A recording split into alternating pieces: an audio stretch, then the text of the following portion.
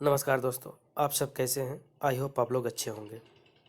आइए देखते हैं ग्लोबल वार्मिंग से महत्वपूर्ण तथ्य। आपको बता दें कि विश्व के कई देशों में ग्लोबल वार्मिंग को लेकर परेशान करने वाले हालात बन रहे हैं। संयुक्त राष्ट्र पर्यावरण कार्यक्रम UNEP united nation environment programming ने इसी को लेकर एक रिपोर्ट जारी की है। ग्लोबल वार्मिंग विश्व भर के लिए एक बड़ी चुनौती बनकर उभर रही है। आपको बता दें कि विश्व के कई देशों में ग्लोबल वार्मिंग को लेकर परेशान करने वाले हालात बन रहे हैं।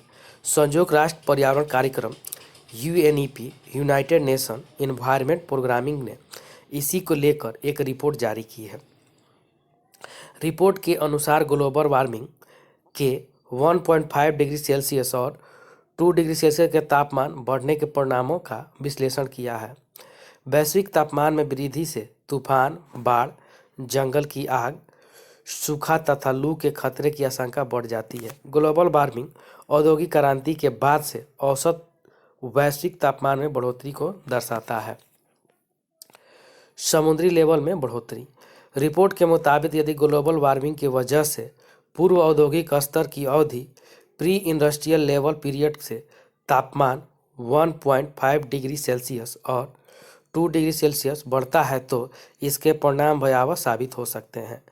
ग्लोबल वार्मिंग से समुद्री लेवल में बढ़ोतरी होगी। यदि 1.5 डिग्री सेल्सियस तापमान बढ़ता है तो समुद्री लेवल बढ़ने से 60 लाख लोगों के जीवन पर असर पड़ेगा। वहीं अगर यदि तापमान 2 डिग्री सेल्सियस बढ़ता है तो 1 करोड़ 60 लाख लोगों पर इसका प्रभाव पड़ेगा। इस आधे डिग्री सेल्सियस तापमान के बढ़ने से मूंगा चट्टान कोरल रीफ के 99% खत्म होने का खतरा रहेगा। ग्रीष्म लहर के खतरे का सामना।